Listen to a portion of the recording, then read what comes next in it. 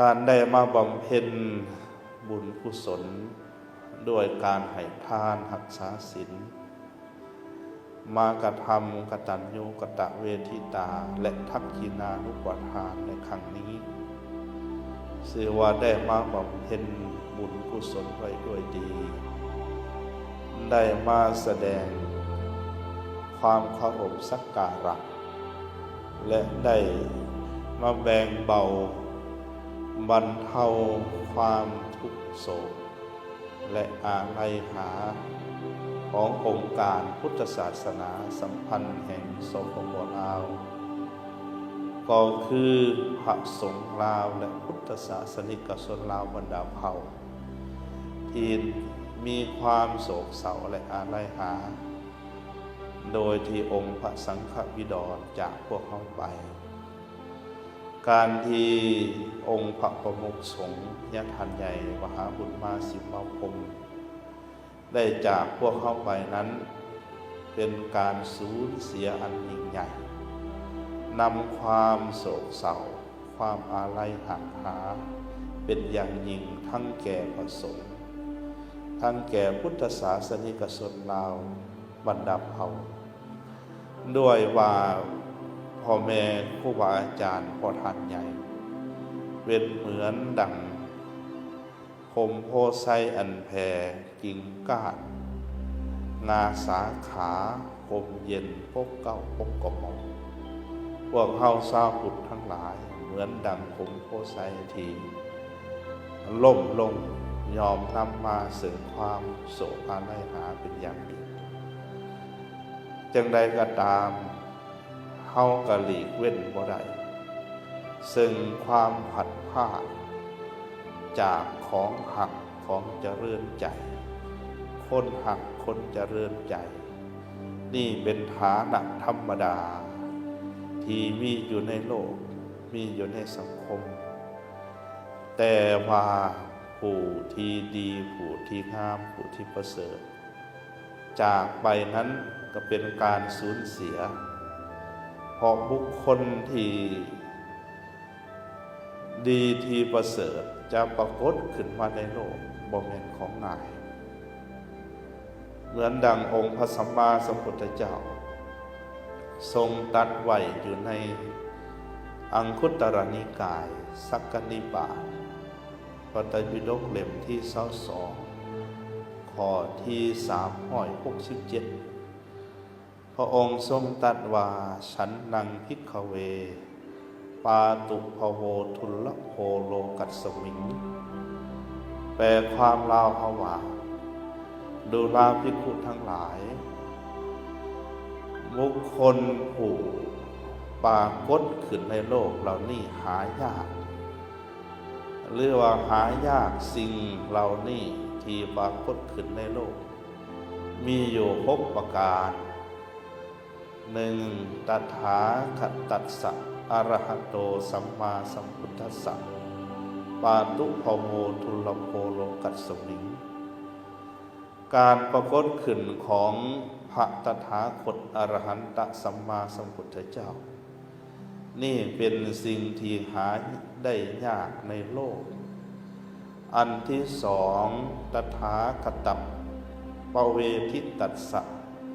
ธรรมวินยัสสะเทสิตาปุคคโลบุคคลผู้แสดงธรรมของพระตถาคตสัมมาสัมพุทธเจ้าที่ทรงแสดงไว้ด้วยดีแล้วนั้นเป็นสิ่งที่หาได้ยากในโลกอันที่3การที่ได้เกิดในประเทศอันดีการได้เกิดในประเทศอันมีศีลมีธรรมสังคมอันเจริญอริยาญตเนปัสสาชาโตการได้เกิดขึ้นในประเทศอันประเสริฐประเทศอันดีงามประเทศที่มีศีลมีธรรมนี่เป็นการได้โดยยากอันหนึ่งต่อมา การได้อินทรีย์อันสมบูรณ์บริบูรณ์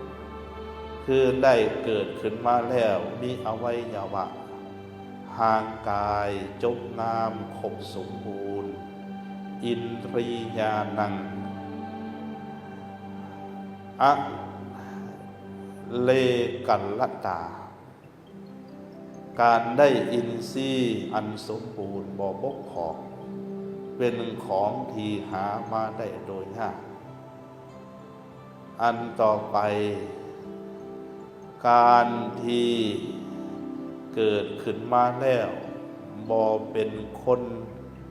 โง่เขลาเบาปัญญาเป็นสิ่งที่หาได้โดยยากอันสุดท้ายกุศลธรรมัสสันโธทุลโภโลกัสสมิงการได้ความยินดีในกุศลธรรมการที่จิตมีความยินดีในกุศลธรรมในบุญในกุศลในคุณธรรมทั้งหลายเป็นสิ่งที่หาได้ยากในโลกเพราะฉะนั้นพอทานใหญ่ของพวกเราเป็นบุคคลผู้หาได้ยากในโลกคือเป็นผู้แสดงธรรมของพระตถาคตสัมมาสัมพุทธเจ้าเพิ่นบวชมาตั้งแต่อายุ20 ปีจน90 กว่าปีได้แสดงธรรมเปิดเผยธรรมทั้งคำสอนก็ดีและความประพฤติจริยาของเพิ่นก็ดีคำสอนด้วยคำเว้าก็มีคำสอนด้วยการเฮ็ดให้เบิ่งก็มีพอทานใหญ่เพิ่นจะเฮ็ดให้เบิ่งเป็นส่วนหลายเพิ่นจะเฮ็ดให้เบิ่งภาษาเหมือนดังในประวัติของเพิ่นที่ได้สร้างสาไว้อย่างหลวงหลายการกระทำให้เห็นการกระทำให้พวกเฮาเบิ่งอยู่ให้พวกเฮาเห็นนั่นก็เป็นคำสอนอีกอันหนึ่งประธานจึงเป็นผู้ที่หาได้ยากการที่ได้มีจิตอันยินดีในกุศลธรรมซึ่งประธานได้บวชมาตลอดชีวิตเพราะมีจิตยินดีในกุศลธรรมจึงกระทำได้พวกเขาก็เหมือนกันการที่ได้เกิดมาพบพระพุทธศาสนาเกิดมาพบครูบาอาจารย์ผู้ยังแสดงธรรมอยู่ในโลกพวกเขาถือว่าได้บุญอันประเสริฐได้เกิดขึ้นมาในประเทศมีพระพุทธศาสนาปฏิรูปประเทศเกิดในประเทศอันสมควรคำว่าประเทศอันสมควรประเทศอันประเสริฐนี่ได้แก่อันใดได้แก่หนึ่ง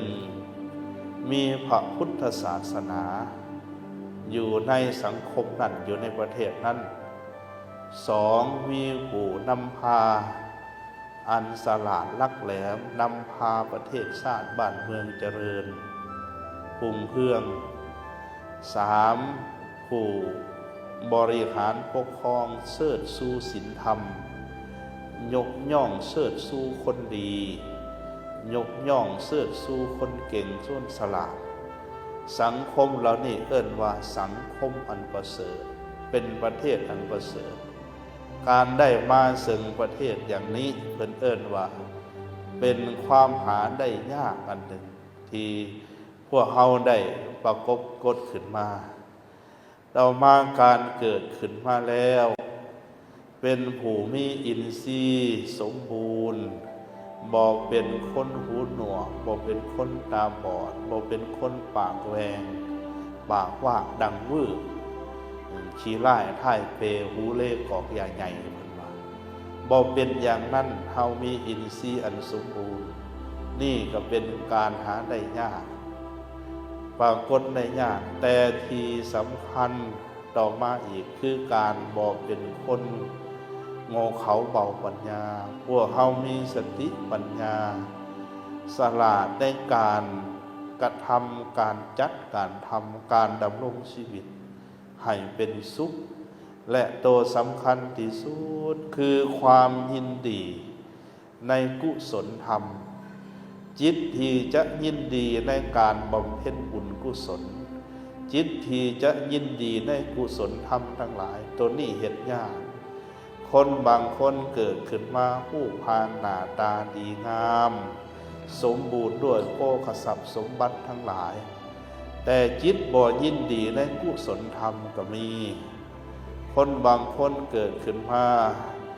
ลำบากยากแค้นยังบ่พอทุกข์ยากลำบากบ่สมบูรณ์ด้วยทางกายยังบ่พอยังมีจิตเป็นอกุศลยินดีในบาปก็มีเพราะฉะนั้นพวกเราต้องกระทำจิตให้ยินดีในกุศลธรรมทั้งหลายทั้งปวงเมื่อใดเฮากระทำจิตยินดีในกุศลธรรมทั้งหลายทั้งปวงพวกเฮาจะละอกุศลธรรมแล้วเพิ่มพูนกุศลธรรมทั้งหลายให้ยิ่งขึ้นวันนี้ทางคณะเจ้าภาพเจ้าศรัทธามีคณะสงฆ์จากสหรัฐอเมริกาโดยต่างหน้าญาติทันใหญ่บุญแฝงแสงประเสริฐญาติทันปริญญาเอกดาวเสด็จเลิศมณีและคณะศรัทธาออกดดญาติโยมได้มาบำเพ็ญบุญกุศลไว้ดีแล้วอาตมาภาพในนามของคณะสงฆ์ทั้งปวงในพิธีนี้ขออนุโมทนาสาธุการในกุศลผลทานทักขินานุปทานของท่านเจ้าภาพทุกองค์ทุกทานขออาราธนาเอาคุณธรรมอันประเสริฐงานวิถีอันดีงามของประทานกุศลคุณความดีจงรวมลงเป็นเดชะอานุภาพให้หนุนนำส่งผ่านเจ้าภาพทุกองค์ทุกทานจงประสบพบแต่ความสุขความเจริญวัฏสตังชีวตุให้มีชีวิตหมั่นยืนยาวห้อยปีอโรโคโหตุจะมีโรคอย่ามีภัยสุขิโตโหตุขอให้ประสบพบแต่ความสุขทั้งหลายทั้งปวงขอให้เจริญขึ้นในกุศลธรรมนิยานิกธรรมอันประเสริฐโดยทั่วกันทุกองค์ทุกทานเทอญ